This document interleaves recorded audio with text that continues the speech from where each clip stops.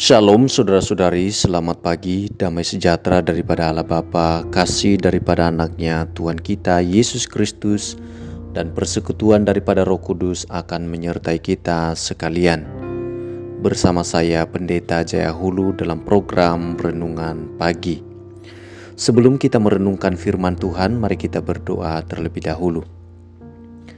Bapa yang baik, terima kasih buat kesempatan pagi hari ini. Kami mengucap syukur kepadamu atas pemeliharaan Tuhan sepanjang malam telah kulalui.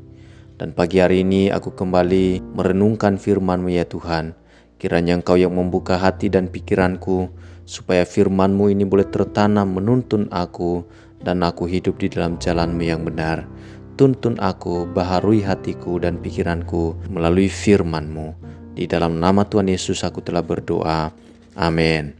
Saudara-saudari, renungan kita pada pagi hari ini kita ambil di dalam Matius 23 ayat 1-2. Demikianlah firman Tuhan. Maka berkatalah Yesus kepada orang banyak dan kepada murid-muridnya, katanya, ahli-ahli Taurat dan orang-orang Farisi telah menduduki kursi Musa. Sebab itu turutilah dan lakukanlah segala sesuatu yang mereka ajarkan kepadamu. Tetapi janganlah kamu turuti perbuatan-perbuatan mereka, karena mereka mengajarkannya tetapi tidak melakukannya. Saudara-saudari, kualitas kerohanian seseorang tidak dapat diukur hanya dari apa yang ia katakan, namun terlebih lagi dari apa yang ia lakukan. Merupakan suatu realitas bahwa tidak jarang orang hidup bagaikan aktor yang sedang bersandiwara. Kehidupannya sehari-hari tidaklah sama dengan perilaku yang ia perankan di atas panggung. Itulah orang yang hidup dengan dua wajah. Yang pertama yaitu wajah yang ditampilkan pada publik. Yang kedua adalah wajah dari dirinya yang sebenarnya. Singkat kata, antara apa yang ia katakan kepada orang lain berbeda dengan apa yang ia lakukan, alias ia hidup di dalam kemunafikan. Kemunafikan seperti itulah yang dikecam oleh Tuhan Yesus, antara lain seperti yang dicatat di dalam Matius 23 ini. Dengan sangat pedas ia mencela para ahli-ahli Taurat dan orang-orang Farisi yang munafik itu. Mereka mengajarkan firman Tuhan yang disampaikan oleh Musa, namun mereka sendiri tidak melakukannya. Kepada orang banyak dan para muridnya ia berkata, janganlah kamu turuti perbuatan-perbuatan mereka, karena mereka mengajarkannya tetapi tidak melakukannya. Artinya, saudara-saudari, ia tidak mengkehendaki para pengikutnya hidup di dalam kemunafikan seperti ahli-ahli Taurat dan orang-orang Farisi. Namun mereka harus hidup secara terpadu antara perbuatan dan perkataan. Karena perbuatan sesungguhnya jauh lebih berbicara dibandingkan dengan sekedar berkata-kata. Pertanyaannya bagi kita saat ini adalah, apakah yang perlu Anda lakukan agar terhindar dari hidup di dalam kemunafikan? Sudahkah Anda melakukannya? Mari kita berdoa.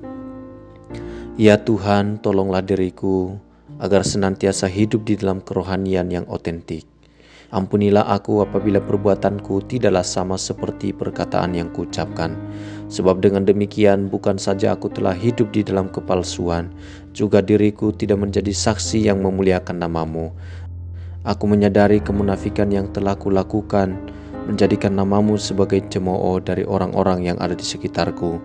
Tuhan, ampunilah aku dan luruskanlah hidupku.